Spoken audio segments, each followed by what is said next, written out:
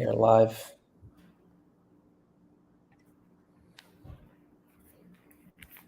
All right, yep, all good on everything. All right. Yeah, so wait a couple minutes for some people to join.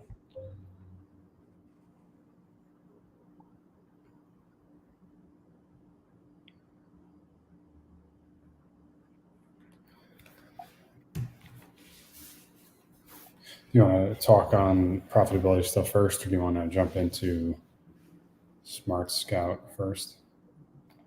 I don't know. What do you think? More people are going to probably join in towards the end of the call.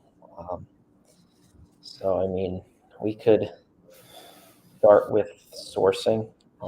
Just, do our usual. All right. So I'll go ahead and share my screen. Okay.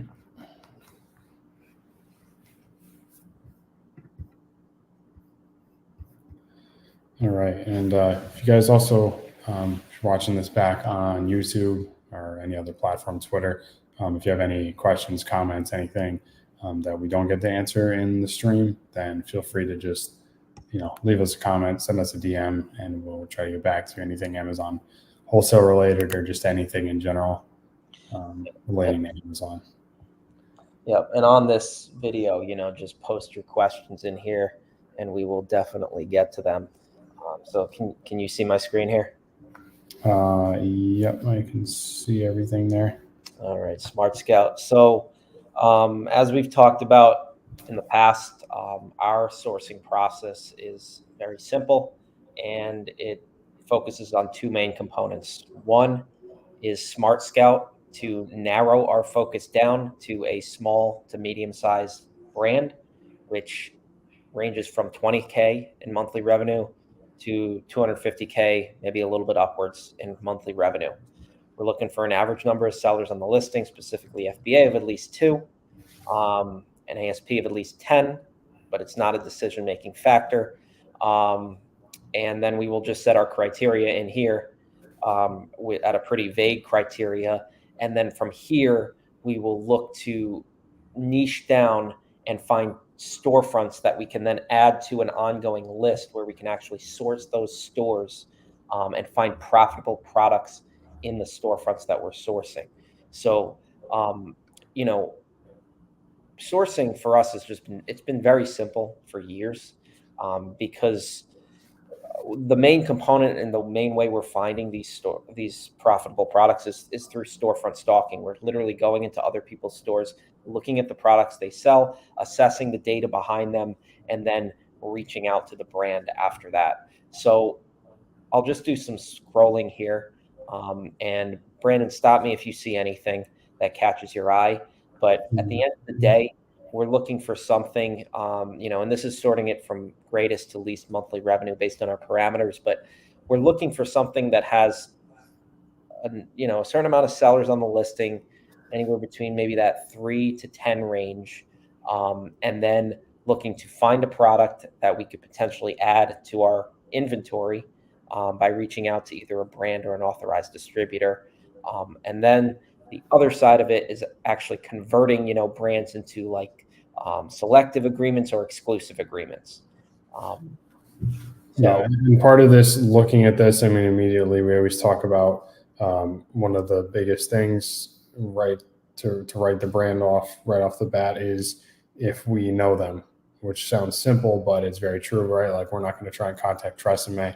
And the reason behind that is because we know we're not going to get in touch with a decision maker or someone that has the ability to, call the shots. So basic, principle, but we want to target the small to mid-size. Same thing, like we're not going to contact Disney. We're not going to contact, anything that we recognize, just kind of write it off immediately. Right.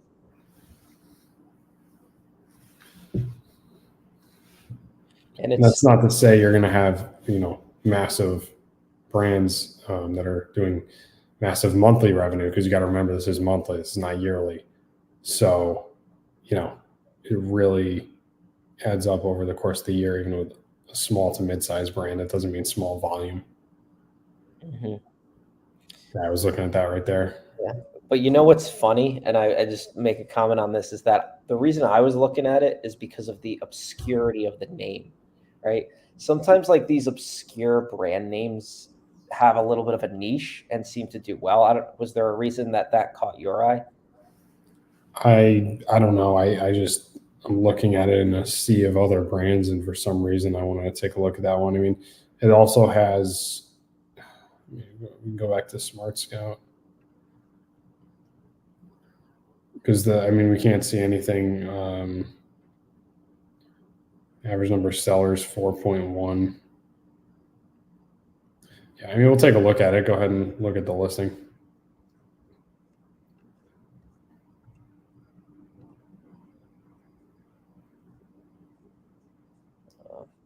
So we got, some of these have some demand. It looks like this one does, but we're looking at one seller here, so that's not Yeah. not of interest. I mean, I would say even if it isn't the brand, I would say it's a pass, right? They all have one seller on it. Right. Right. Exactly. And I mean, I don't know where that volume is coming from unless it's some other listing because Right. those are not moving at any sort of velocity. So, I mean, Smart Scout is not always just like anything else, any other software. It's not always correct. So, it's really good and it's a database, but I mean, you always need to do your checks and balances and understand how to analyze the listings organically, to check Smart Scout. Mm-hmm. Yep. I don't know. What about something like this selling $59 average selling price? We tend to gravitate towards the higher ASPs. Grips, yeah. Yeah, so I mean, it looks somewhat promising based on the fact that there's 6 FBA sellers.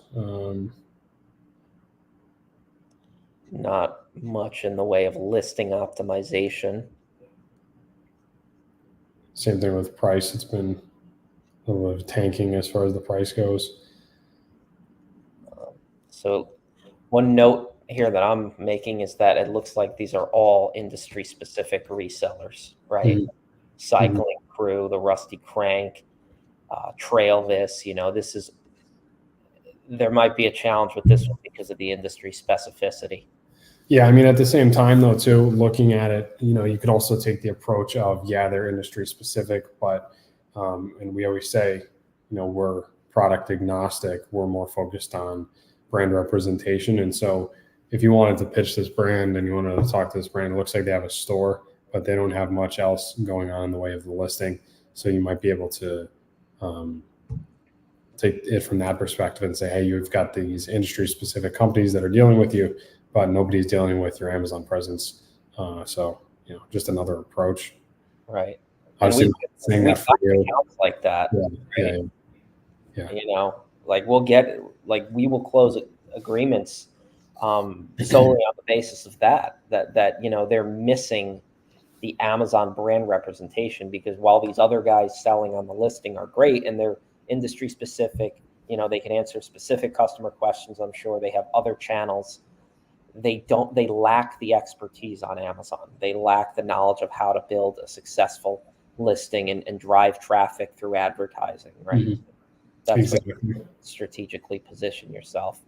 So, we would add this to our list. We would go to the website of Ergon. We would find either their contact number. If there's no contact, we'd find an email. We'd populate it in our spreadsheet and then make a cold call. But for our all intensive purposes here, let's just jump back to Smart Scout and keep scrolling. See if we can find another potential lead.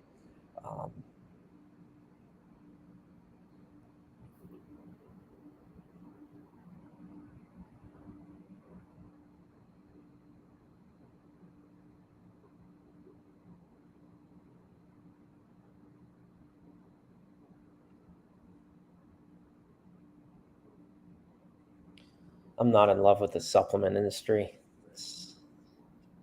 Especially something like this. It's got I worry about compliance with Amazon. Yeah, compliance is definitely an issue. I mean, I like selling it based on the fact that the prep is low and it's generally good. I mean, depending on what it is, it could be non-returnable as well. But yeah, compliance is definitely an issue. Why don't we take a look at it anyway? Look at that first image. It's the only image. So yeah, I mean, this is a pretty optimal listing to target because we've got a lot of sellers, 9 sellers, so a decent amount. We've got an absolutely horrible brand image. We've got no brand store. I assume we have no A+ content. Looks like we do have a little bit of optimization on the bullet points, but not much. And so that definitely would be a brand that we would want to talk to and pitch on some things. There's a lot of value to be added here. Think about from a customer's perspective, right? And I can only imagine what this looks like on the phone, because most customers are shopping on their phone. But like, how does a customer even begin to make an educated purchase on a product and they can't even visibly see what the bottle is, right? No less the ingredients and the nutrition facts, right? So especially in this type of an industry, supplements or grocery, whatever, it's so important to be transparent with the customers on Amazon. It can get you in hot water with Amazon too if you don't have that information. Yeah, exactly. Yeah, it's definitely a value add for them. Not only a value add, but it's kind of more of a compliance issue when it comes to something like this. So you're not only helping them grow their Amazon presence, but you're making sure that everything is as it should be. Mm-hmm. Yeah, and what I was talking about earlier was not just closing this out, right? So we've already identified that this listing is something that we would pursue, even though we're not in love with the supplement industry. For more example purposes, not that we wouldn't reach out to them, we probably would reach out to them even if it's a supplement. But for the example purposes, like when we say target brand, this in terms of listing appearance, this is what we're looking at, right? I mean, they check every box in terms of their listing. It's terrible. The sales traction is pretty decent, despite that. I mean, it's nothing crazy, but you take a look at the pricing as well. The pricing, I mean, the fluctuation, and just on a basis of, and whenever I'm pitching companies, I try to use a percentage, right? Because to say like, your product went from $1 to $2 is not as effective to me as saying your product had a change of 100% or whatever it is in the last 30 days. And they understand, if they're an educated brand owner, that that's obviously not good for the brand image and for the consumers. Exactly. And then what I was getting at earlier was, a lot of sellers will just close this out and maybe go back to Smart Scout. But where we find the gold is actually in not just the other offers on this listing, but clicking on the store and then continuing to go deeper and deeper down the rabbit hole. So I don't know that we're going to find a ton with these stores on this listing, but this is the exact process that we use. When people wonder, and it's endless as well. Like, it never ends. You will never find an ending to the amount of stores. And some stores in particular are more distributor based and some are more brand based. So you have to, depending on what you're targeting, taking a look at the products in the store and using the same exact methodology that we're doing with Smart Scout, just using it within the storefront as well. Yeah. No, I mean, people wonder, like, they get worried about not having enough products, but Yeah. it'll never end, right? There is just daily, we are bombarded with products day in and day out with new opportunities. We don't have enough time to contact them. So it's don't think like, there's not enough products out there, because there's, I don't know how many million products in Amazon's catalog, hundreds of millions. There is opportunity. Like, there are niches inside of niches that are still doing 10 million in sales annually, right? Like, you would be surprised at what a niche product could do in sales. People think niche, they think small, but that's Right. not the case. You could be running a 10, $15 million business and be in a niche of a niche, right? Exactly. And guys, if you have any questions or anything, you can always drop them in the comments here, and we'll get to them. Just anything relating to Amazon wholesale, anything like that, and we will answer those for you. Yeah. So that's generally our process for sourcing. I mean, did you want to touch on anything else with that? Not really. I mean, why don't we find maybe one more, and then we'll jump into some other stuff. There are a And couple of questions that came in, I believe. So we got a question here. Do you do sourcing for arbitrage or wholesale? We do wholesale. We're 100% wholesale. Yep, yeah, Krubs flips answer the question. Yeah.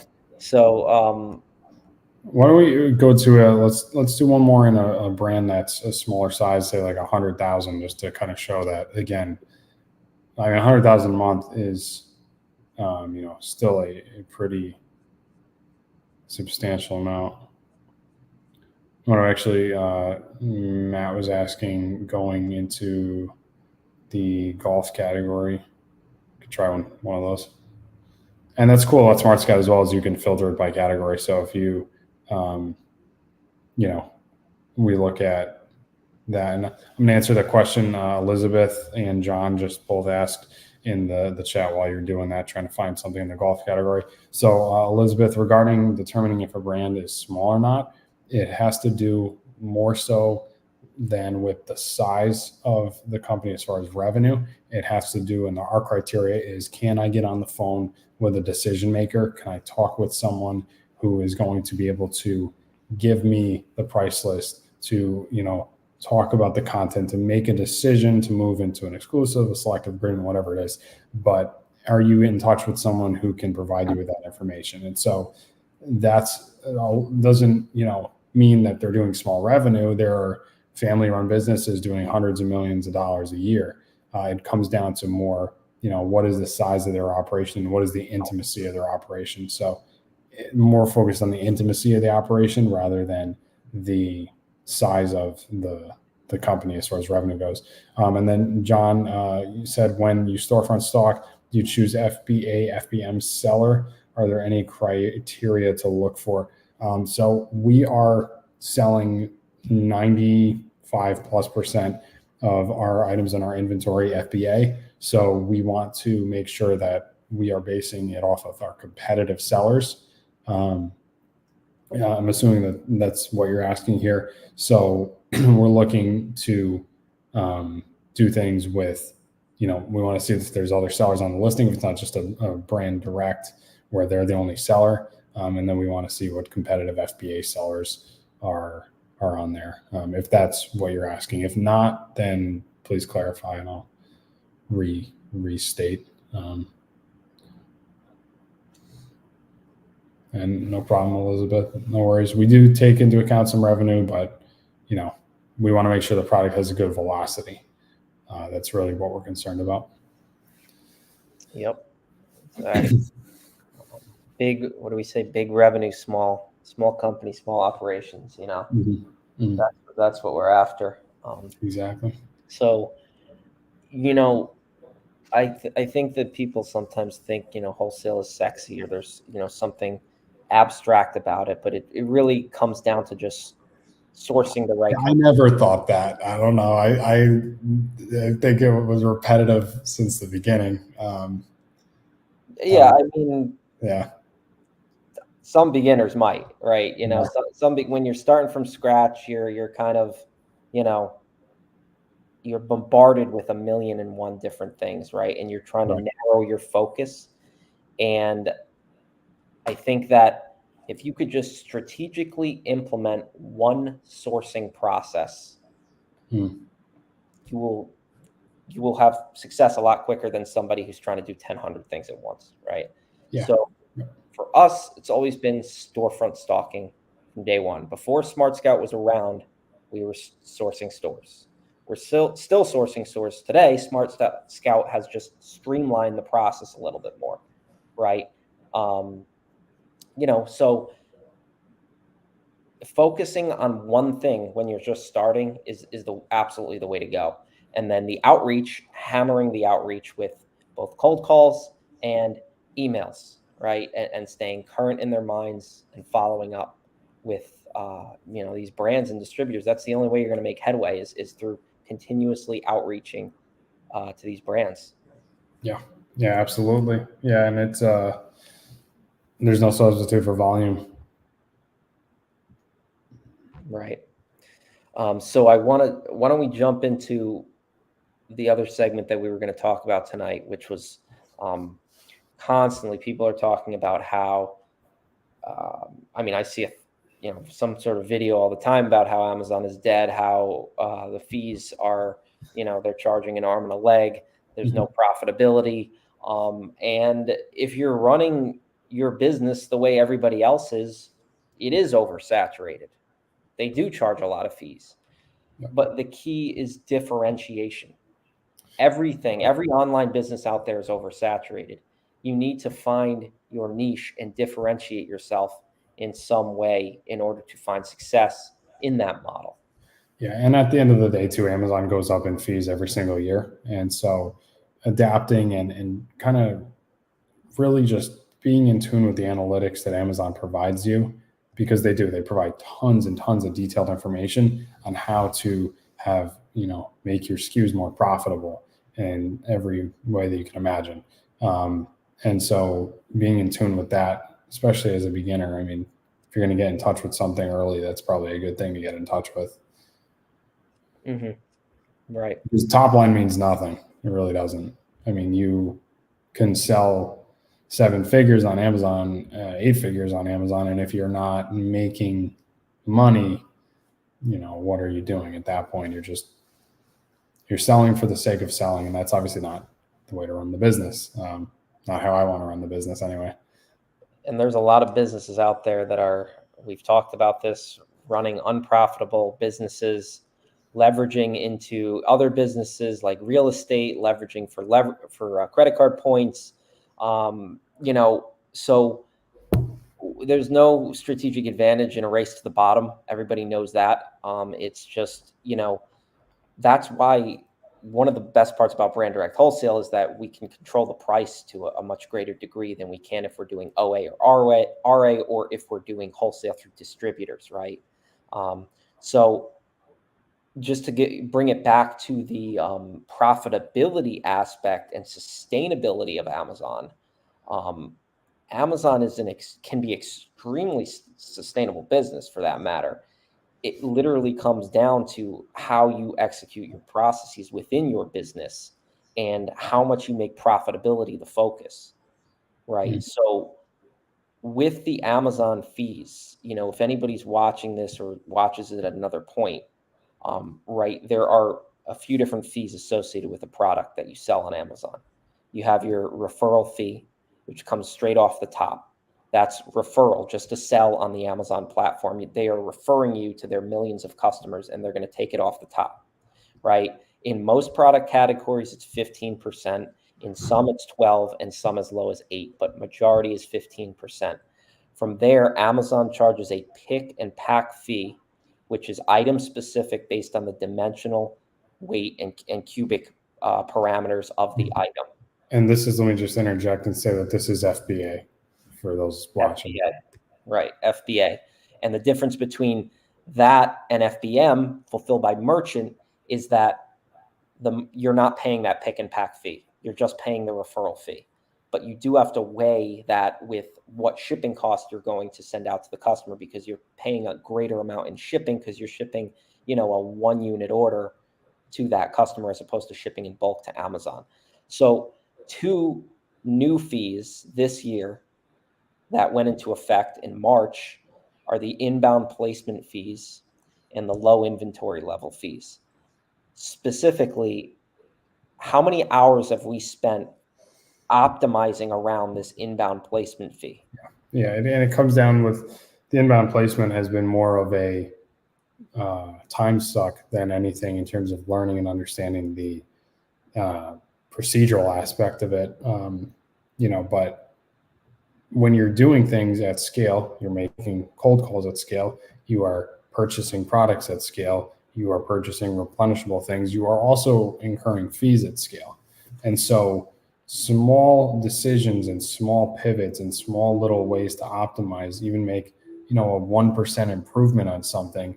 Well, when that 1% is, of millions and millions of dollars, it's a big change. So don't overlook things. And, inbound placement was kind of the elephant in the room, I think, when it came out in April, and it still is to an extent. But, overlooking that would have been really detrimental to the bottom line of our business and, to anyone's business, no matter what scale, because it's all relative.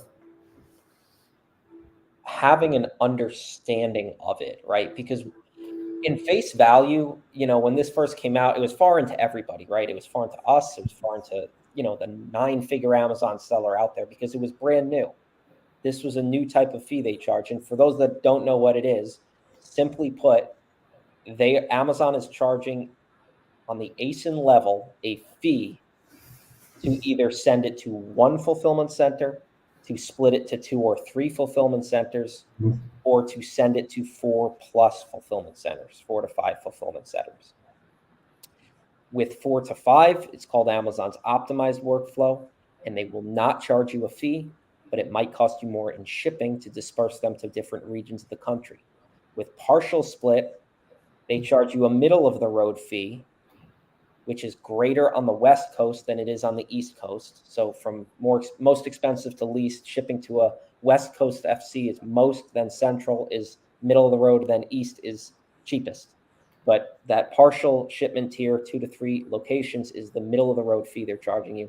And then to ship to one fulfillment center called minimal split shipment, they're charging you the highest fee on the ASIN level. Again, West, Central, East being, greatest to least in terms of fees. What have we found in terms of trends or tips around which method to choose? So a lot of the times, in most cases, it has actually been cheaper to go with the minimal split. However, if you have a situation in which we've got a lot of SKUs, a lot of items, because again, remember the placement fee is based on the item that you send in. It's not based on the weight. It's not based on any of that. It's based on how many ASINs are you sending in. So it's per unit. So if we have a lot of items that we're sending in, so a shipment went in today that was like 350 units, and they're all small, light units, a couple ounces a piece. And it was more efficient to send those in as a, case packed, as a no inbound fee, as blanking on the term. Optimized. There you go. Thank you. Sending it out optimized, made the most sense. So generally speaking as well, we're not seeing the optimized shipment being provided as an option sometimes, unless you case pack the items as well. So, that could also happen, but generally the trend is minimal shipments unless they're small and light and you have a lot of items, a lot of SKUs. It has to be case packed to go optimized. Does it has to be? Yeah, they won't let you do it unless it's case packed. And the other thing is, what Brandon said is 100% accurate. But think about it in like there was another shipment we sent out for 2,000 units, right? And they were small and compact, right? They could fit in the palm of your hand, and they were light.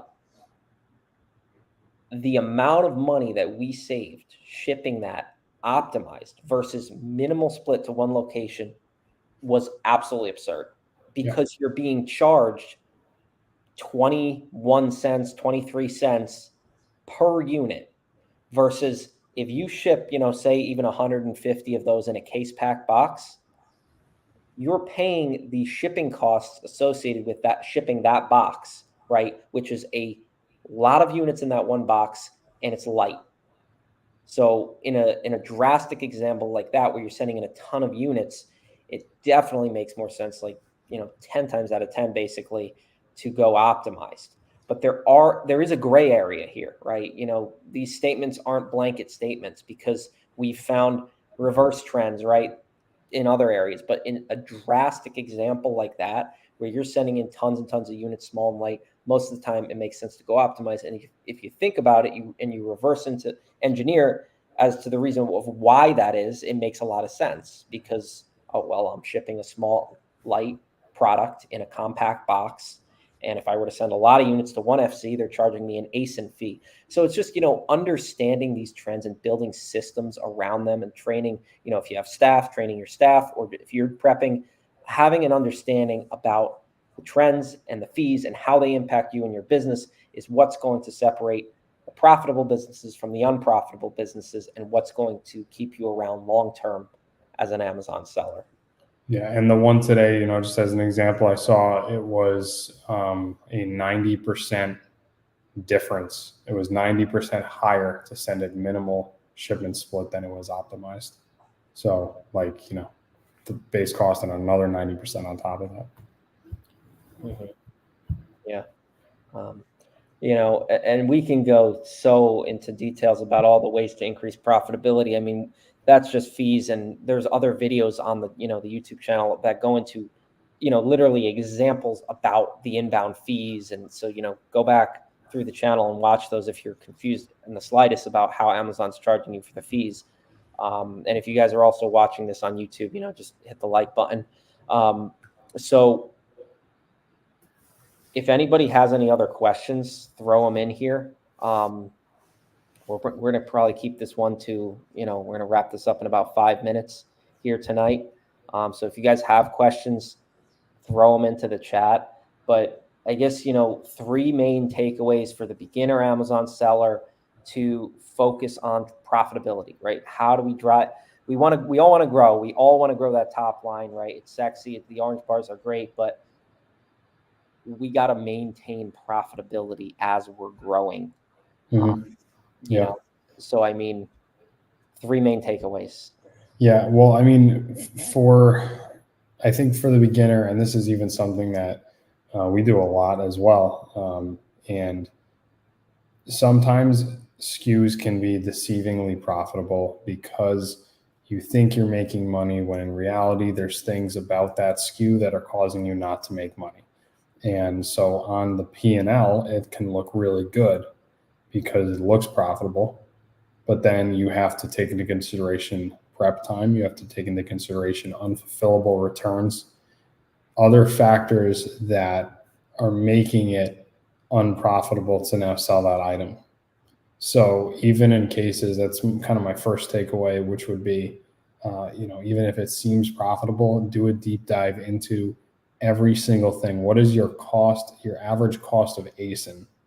Not your cost of goods. What is your cost to get that ASIN from the manufacturer, the brand, straight into Amazon? Is it hazmat? Are you shipping hazmat? Now that hazmat shipping is killing your profitability.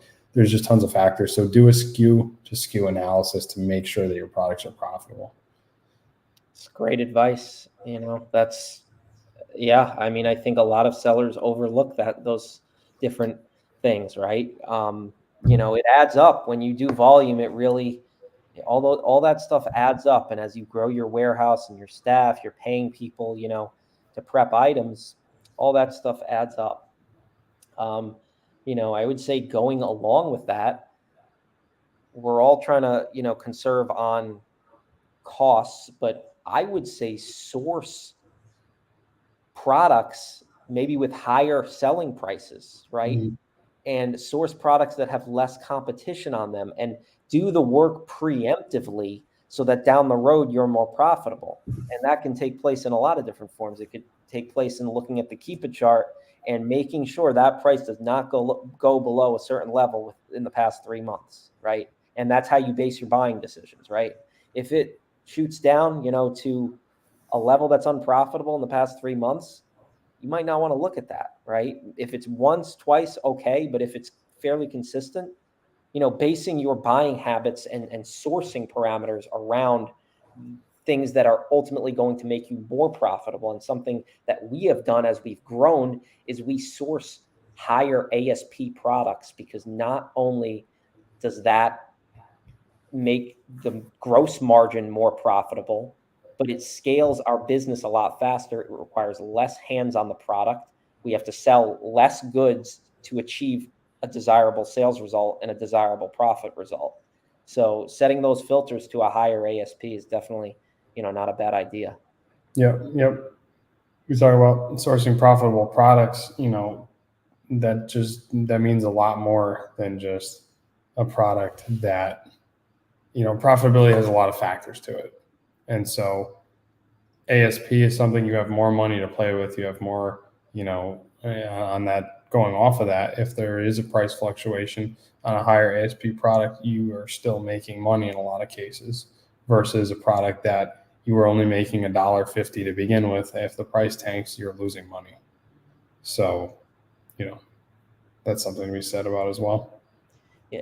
And in the beginning, when you first start, and especially, maybe you're doing RA and you're gated and everything, right?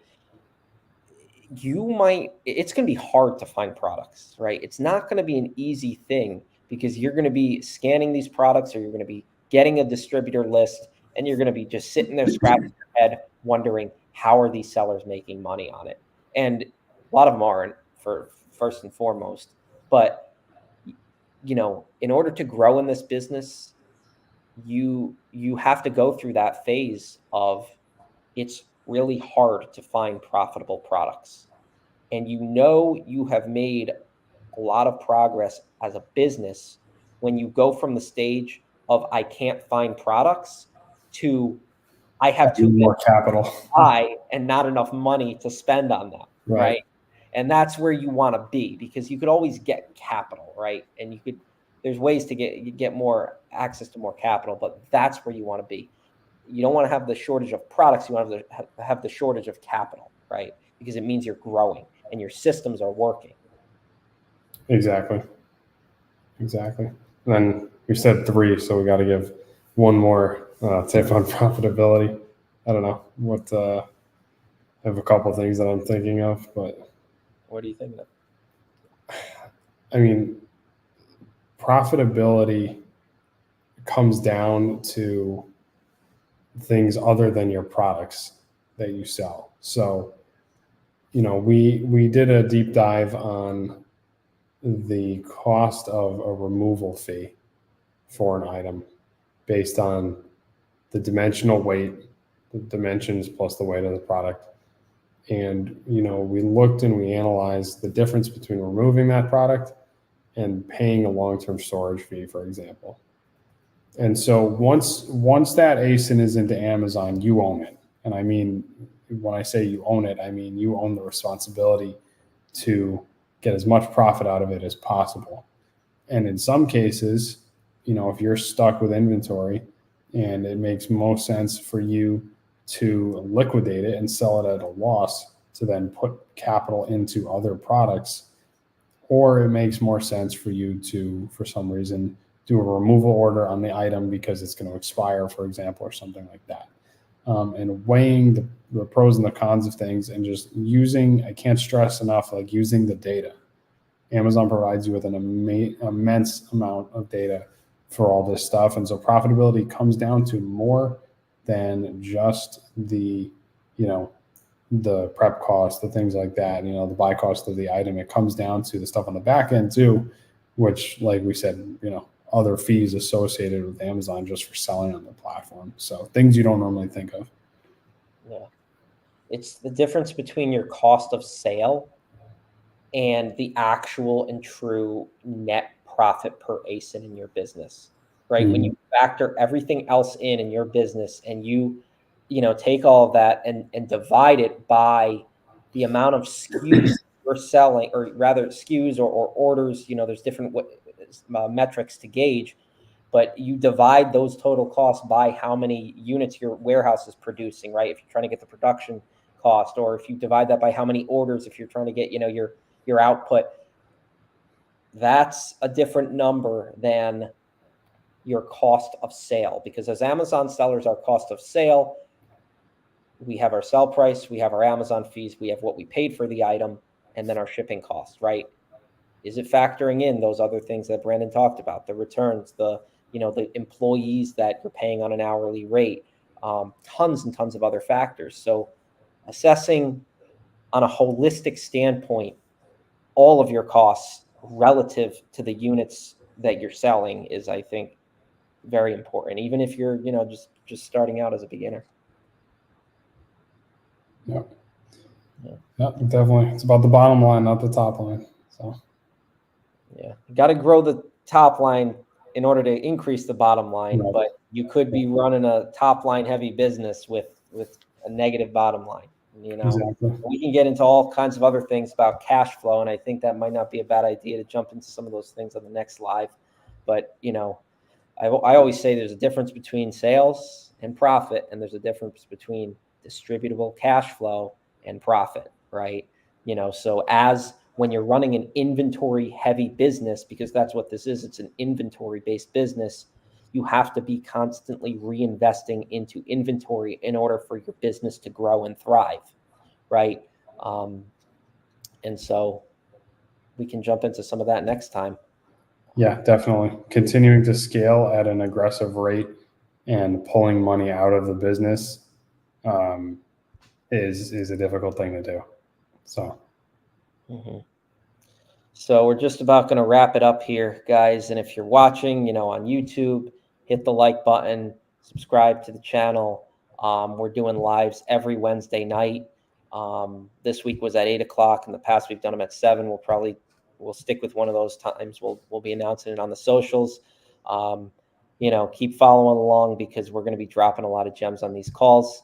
And thanks again for watching.